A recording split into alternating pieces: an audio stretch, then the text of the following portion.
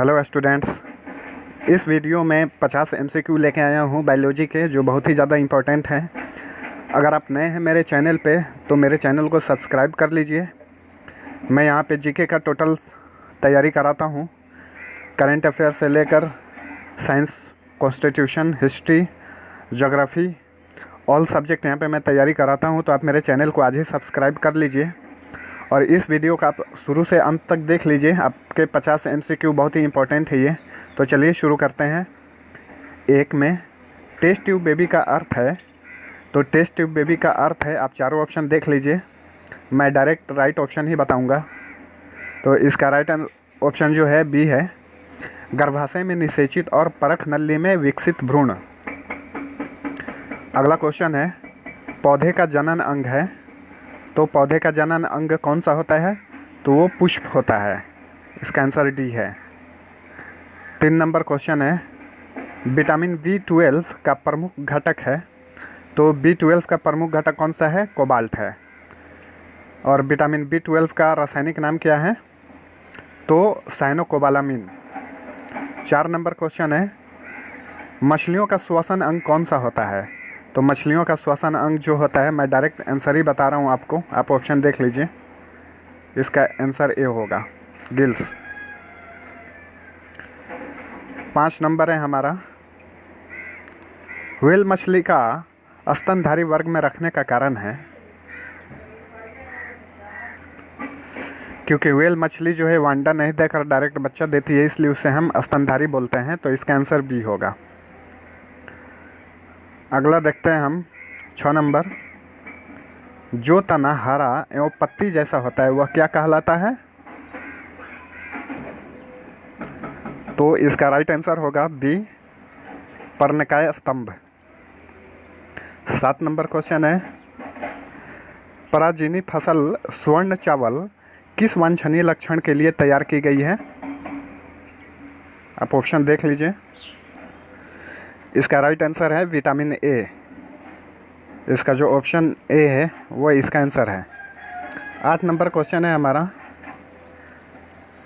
दुधारू पशुओं की निम्नलिखित बीमारियों में से कौन सी संक्रमणीय है?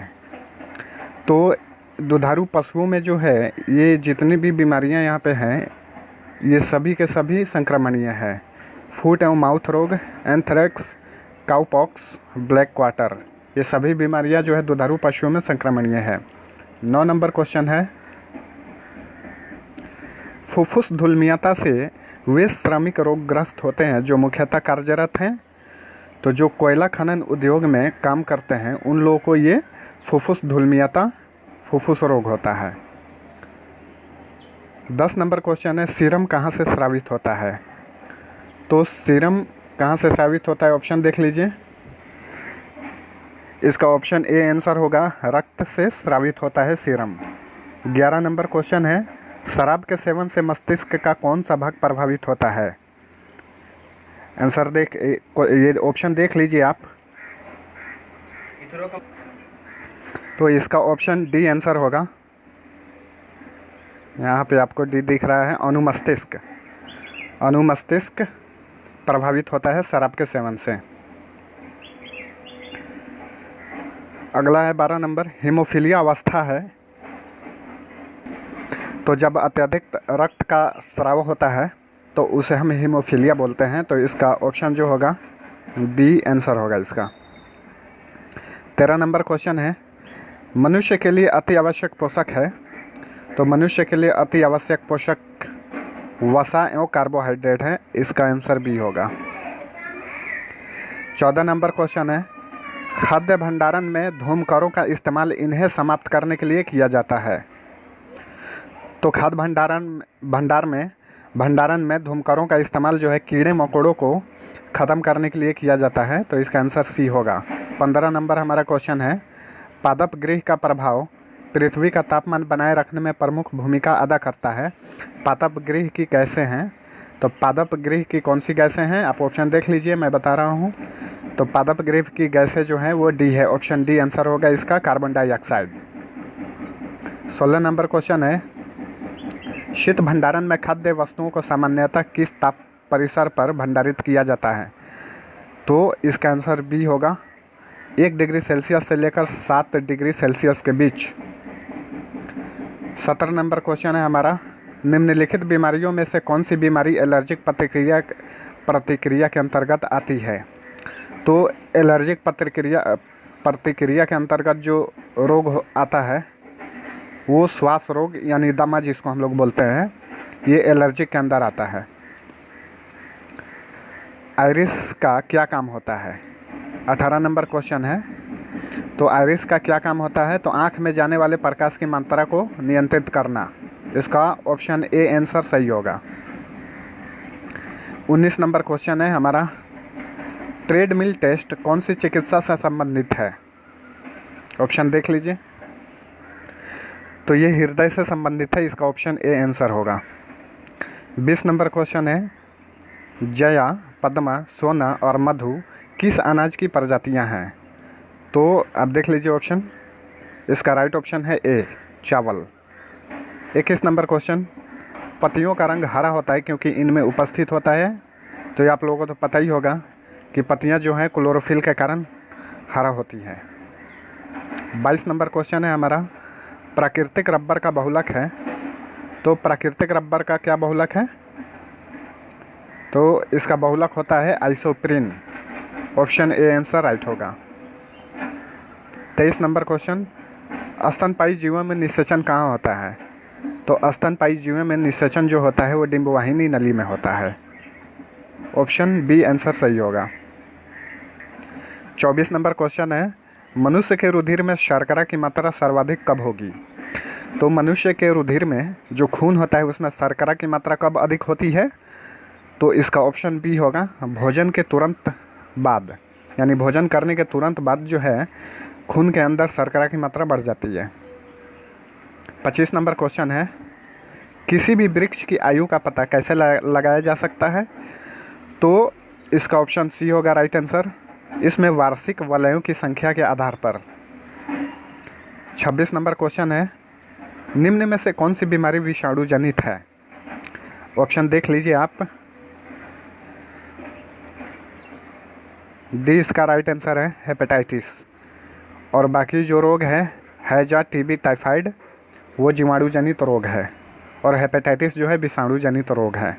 बहुत ही इंपॉर्टेंट क्वेश्चन है। स्टूडेंट आप मेरे चैनल को आज ही सब्सक्राइब कर लीजिए। मैं बहुत ही इंपॉर्टेंट क्वेश्चन आंसर यहाँ पे कराता हूँ जो आपके एग्ज़ाम के लिए बहुत ही उपयोगी हैं।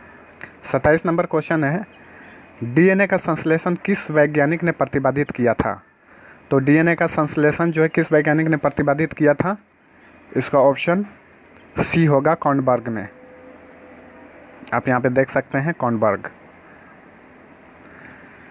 28 नंबर क्वेश्चन है, दूध उदाहरण है विलियन का, कोलाइड का, विलियन का, इमल्सन का, जेली का। तो इसका राइट आंसर होगा सी इमल्सन का। दूध उदाहरण जो होता है वो इमल्सन का होता है। 29 नंबर, धान की खेती के लिए उत्तम मिट्टी कौन सी है? तो धान की खेती जो है दोमट मिट्टी में उसका अच्छा उत्पादन होता है। धान जो फसल है उसका अच्छा उत्पादन जो है दोमट मिट्टी में होता है। 30 नंबर, बीजों को अच्छी तरह परिरक्षित रखा जा सकता है। देख लीजिए ऑप्शन, इसका राइट ऑप्शन होगा ए, ठंडे एवं शुष्क अवस्था में। 31 नंबर क्वेश्चन है, रक्त का कौन सा घटक शरीर के अंगों को ऑक्सीजन पहुंचाता है? तो जो लाल रक्त कणिकाएं होती है शरीर के अंदर वो पूरे शरीर में ऑक्सीजन को पहुंचाती है। सी आंसर राइट होगा। 32 नंबर क्वेश्चन, मक्खी का लार्वा क्या कहलाता है? Pupa, imago, maggot, tadpole. तो इसका राइट आंसर सी होगा मैगट। मक्खी का लार्वा मैगट कहलाता है। 33 नंबर क्वेश्चन, हशीश नामक ड्रग निम्नलिखित में से किन वृक्ष के फलों से बनाया जाता है? सॉरी यहाँ पे बनाया जाता है लिखा हुआ है, बनाया जाता है होगा। तो इसका राइट आंसर होगा बी हेम्प, यानी भांग से। 34 नंबर क्वेश्चन, पादप अंगों में सामान्यतः श्वसन अंग कौन सा होता है? तो पादप अंगों में सामान्यतः श्वसन अंग जो होता है वो पत्ती होता है। बी, पौधे जो है पत्तियों के जरिए अपना श्वसन क्रिया करती है। 35 नंबर क्वेश्चन, अंगोरा ऊन प्राप्त किया जाता है किस जानवर से? तो अंगोरा ऊन जो है, ध्यान से देखिएगा, ये बकरी से प्राप्त किया जाता है।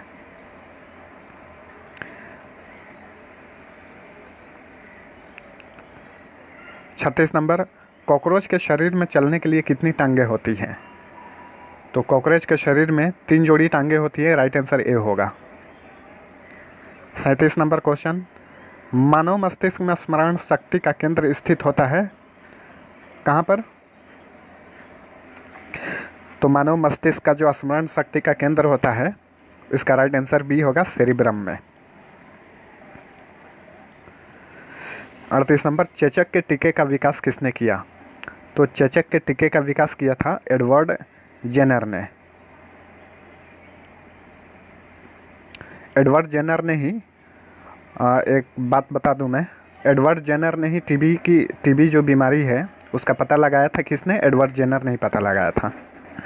39 नंबर क्वेश्चन है, इंसुलिन स्रावित होता है कहाँ पर? तो इंसुलिन जो है यकृत में स्रावित होता है, लीवर में। सॉरी स्टूडेंट्स, यहाँ पे गलती हो गया, इंसुलिन स्रावित होता है अग्नाशय में यानी पैनक्रियास में।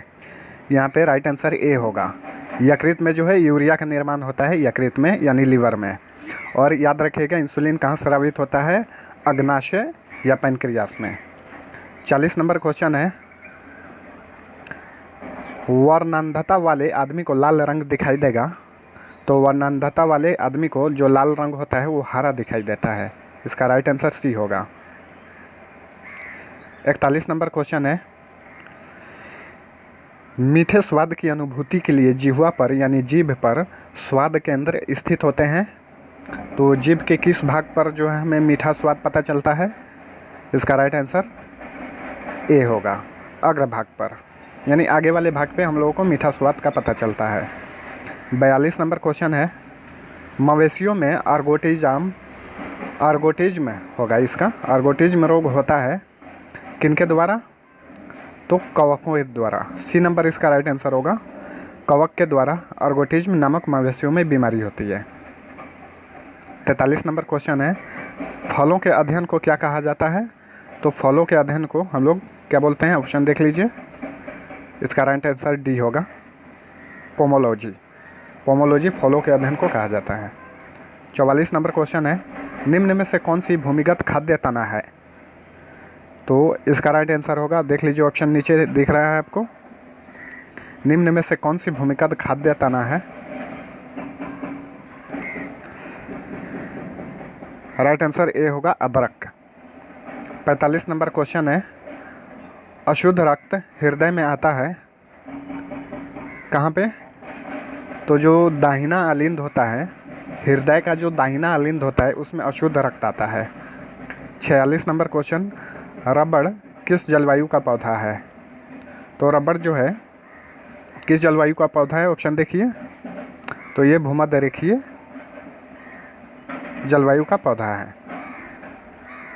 47 नंबर क्वेश्चन है, शीतकाल में जब झील की ऊपरी सतह का पानी बर्फ में बदल जाता है फिर भी जलीय जंतु जीवित रहते हैं, आखिर कैसे हैं?